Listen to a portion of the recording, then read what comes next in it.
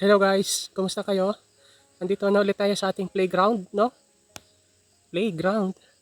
At bibigyan ko kayo ng update dun sa ating itinunda na kalabasa, no? Yung inamag, yung nangitim yung balat niya kasi sa moisture.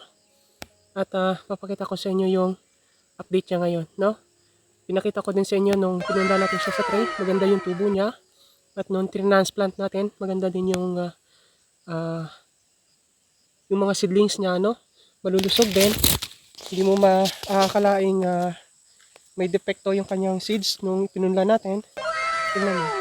Tinanim ko to November 12. So November 29 na ngayon. So it's already 17 days, no? 17 days already.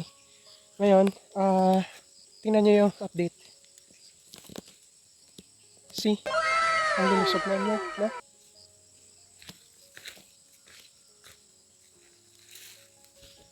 Ayan, no? Diba?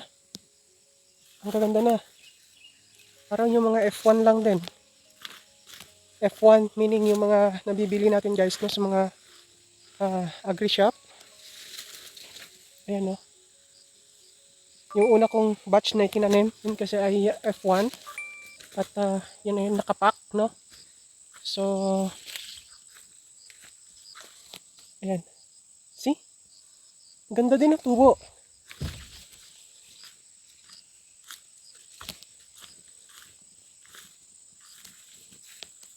Ito medyo nakanlungan, payat. Pero not bad. Kasi maganda yung tubo niya, no? Ayan, no?